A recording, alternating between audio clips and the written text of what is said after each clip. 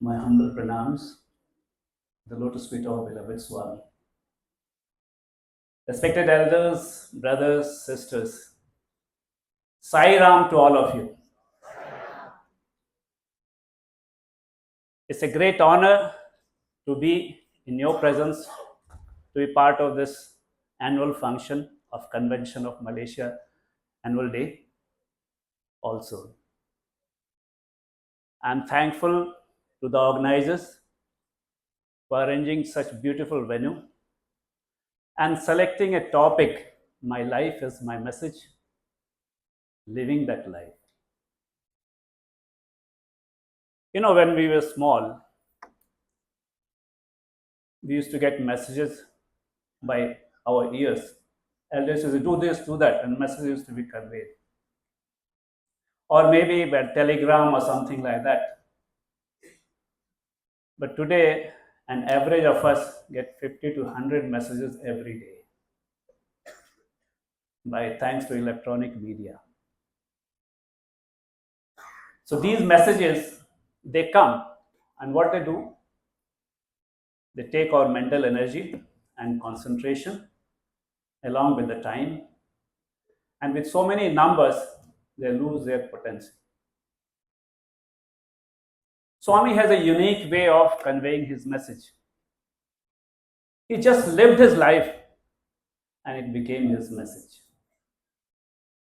And he taught us how we can expand ourselves from Vyakti to Samashti to Srishti and to Parameshti, from individual to society to nature and to reach God. You all know Swami had one pair of clothes and he used to have only ragi balls and some curry for months and years. He taught us how to live a simple life with high thinking. On the Samashti level, when he was small, he used to make rasam. And that rasam used to cure a lot of ailments of the villagers. So he served the villagers making extra rasam because there were tumblers outside his house to take the rasam. He took care of his grandfather, obeyed the mother's order, opened the institutes like educational institute, hospitals, gave water. So on Samashti level, he served the family, villagers, and for the general society also. And on Srishti level, I think nowadays that environmental committee sends a lot of message on how to protect the nature and everything. He used to talk about that. He told us how to take care of the resources, water, air, not to pollute them. And of course, finally, he asked us to expand our vision to Parameshti, asking the simple question: who am I? From where I have come? What is the purpose of life? And how to love God. There is a uh, Sufi saint, Ibn Arabi. His famous quote is, God sleeps in stones, dreams in plants, whispers in animals, and awakens in man. Think of us. We have passed all those stages and we are in the human form. So that should be our goal, to awaken from man to become God, isn't it? And if we take Swami's teaching, it can be just described in four-letter word called love. Love, which is eternal, love, which is selfless, and love, which is forever. We are also here. We have also expanded our life, isn't it? We all came as a single cell in our mother's womb. We started growing, and became physically what we are today. We expanded to in a physical world, but it is not that our growth has not stopped. We are gaining the knowledge, we are gaining the skills. At the same time, we are gaining the wisdom, so how to progress in our another life on this earth. And when Swami's teaching is that love all, serve all, we also love ourselves, our body. We love our friends. We love our family. We love our society. We love things, and we love God also. But why we are not expanding? We have to ask this question: why? And the answer is we love the things which we like. The things we don't like, we don't love them. And that is what Swami said. Love all and serve all. Loving ourselves is okay, but loving all, serve some is okay, but serving all is a very, very difficult thing. And that is what we have to expand. So why we are not expanding our love? It is because something within us tells us, no, this is good, this is bad, we should love or we should not love. So thought is on the thought level that we have to decide. An average human mind nearly generates 50 to 70,000 thoughts in a day when he's awake. And these thoughts are what? They are reverberations.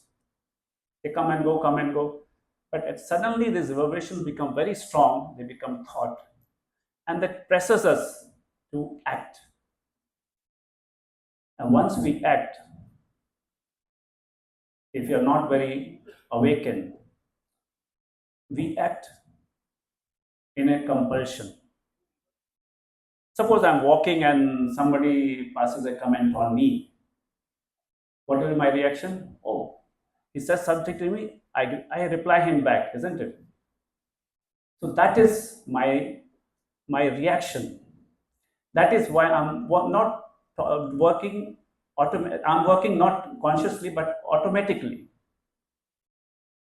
So if we start working by conscious way, maybe we will be released from that thought process and we will be expanding ourselves.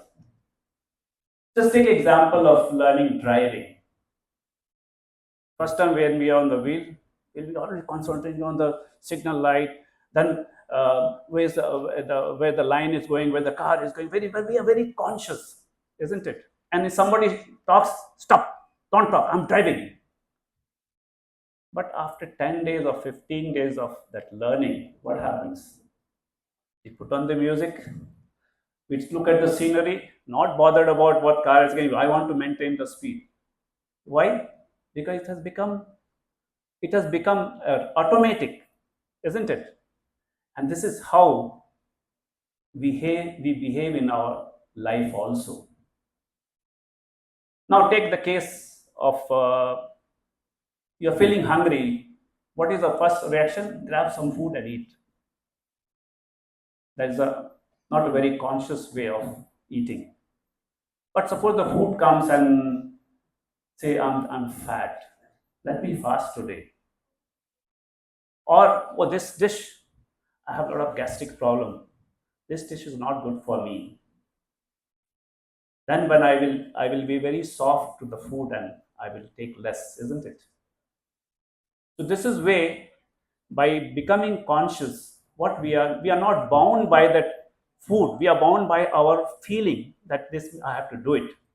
And this is how when we do that, we release ourselves from and in the worldly things also like some when we're going to center and the feeling comes, oh I this man is good, this man is not good, I should serve, I should not serve. This selfish feeling, once we start eliminating by thinking on a conscious level, we'll be able to expand our horizon of living in this world.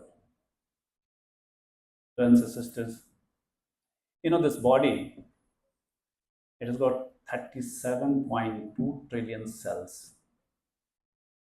approximately. Right? And each cell is an organism itself.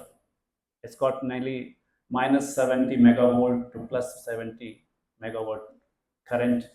It's got a positive and negative, in the positive on the outer side and negative voltage at the this thing at the center.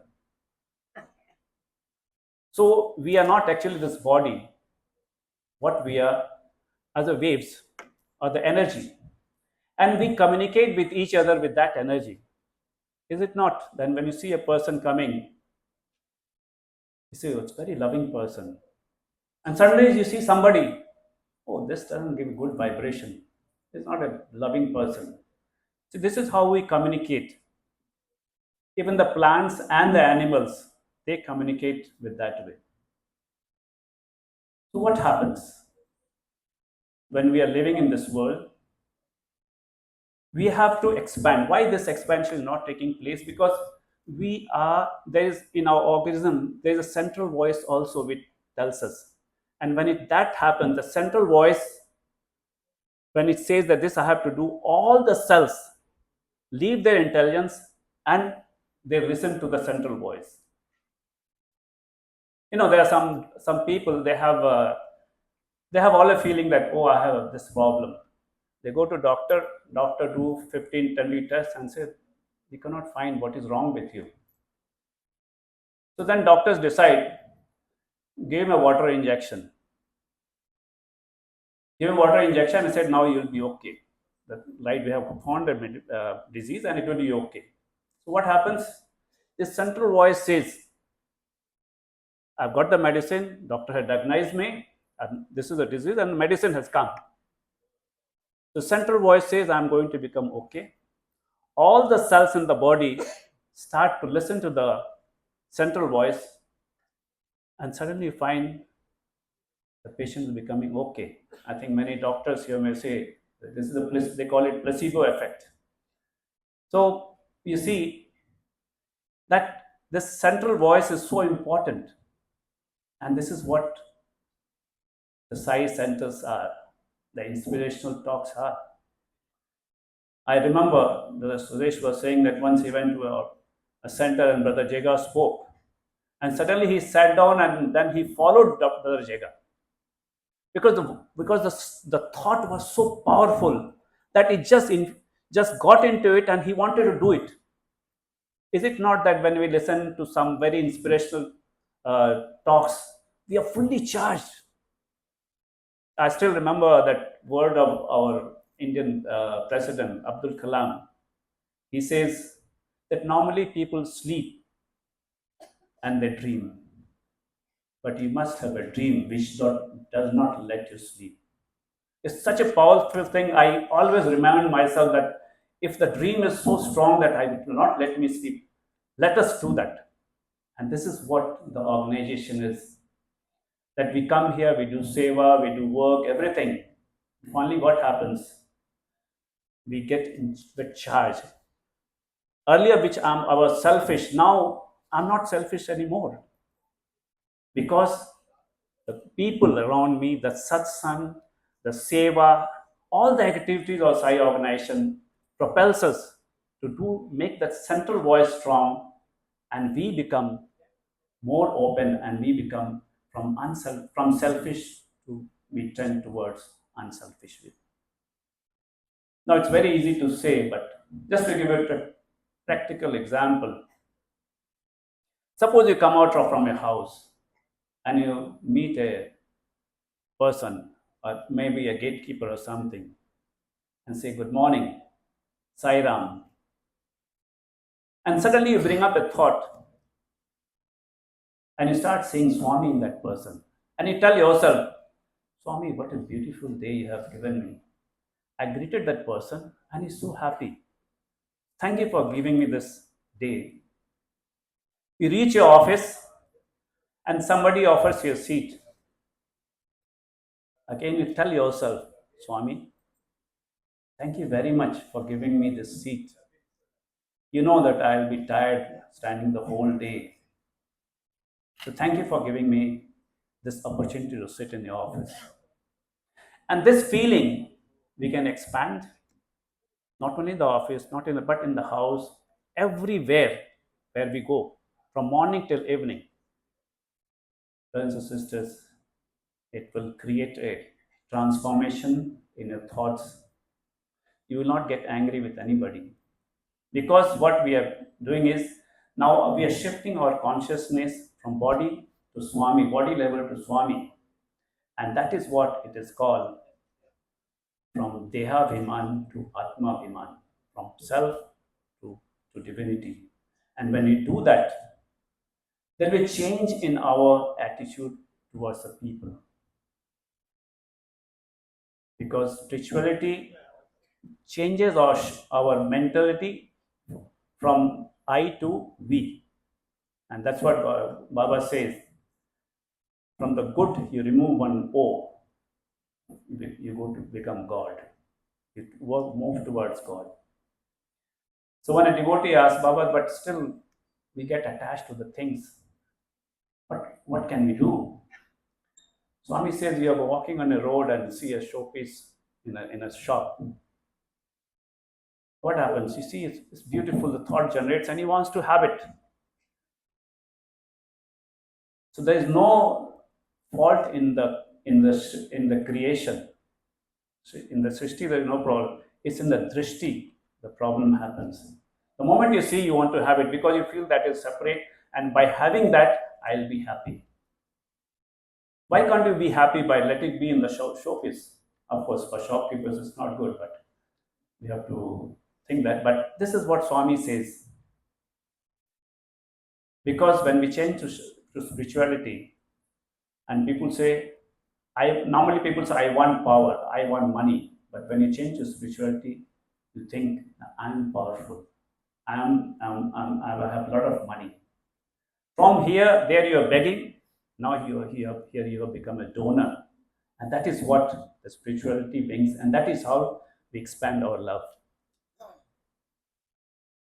Phyllis Crystal, just to give example, Phyllis Crystal was in a flight which was hijacked, and the hijacker was trying to threaten people to kill. So being a normal devotee, she dropped inside and said, Swami, save us. The voice came, send your love. Send your love to the hijacker. She said, Swami, these are bad people. They are going to kill. I cannot send my love. Then suddenly a thought came, do one thing. Swami, she said, the voice is telling, you tell Swami, you send your love through me. And that is what happened when she prayed to Swami, and that you send your love through me. Within seconds, the hijacker said, you go, get out. Phyllis Crystal was flabbergasted and said, my God, so happy Swami saved me. After 6 months, a few months, she went to Puttaparthi and narrated the story. And Swami said, yes, I know. You just opened your heart. That's all you did. My love flew through you and you were released. So just think of it when this selfish thought comes, which are hindrance in our expansion. You have to just pray to Swami, and he will make us the way what we have to do. Brothers and sisters, Swami narrates one very beautiful story of Krishna's life, where he says that Krishna has come to Vrindavan, and he met all his relatives, and he was looking for Radha. Radha was on the Jamuna shore, and she's engrossed in Krishna's thought. Krishna comes and says, Radha, I have come. Radha said, Krishna, are you not in this breeze which is blowing through my cheeks? Then she goes to the river. Is it not that the water which is flowing, you are not there? Is it not the leaf which is there? Are you not there? Krishna looked at her and said, Yes, but I have come to you, Radha. I said, When have you gone that you are coming? You are always here with me. Krishna was really amazed, and then he said, Krishna, I'm so happy. You ask me anything, I'll give you. Radha says, I don't want anything from you. Huh? You don't want anything from me? Not even my love? And Radha says, No, Krishna. Only I know that I love you and you are mine. That is all I want. I don't want even your love. That is the time Krishna fell on the knees. I said, This is the first time I have got something very different from a devotee. Brothers and sisters, that is the expansion which we have to lead. And we can do it when Radha could do it. We all can do it. It's only the dream has to be strong. It is only the dream should not let us sleep. That should be our motto. And if we do that, I think we are being, Swami is being kind enough to give us that we can live his life. With these words, I don't know how much was the time, but I forgot. Thank you very much for patient listening. And let's pray to Swami that end of this convention, we can expand our love to get his blessing. Sai Ram.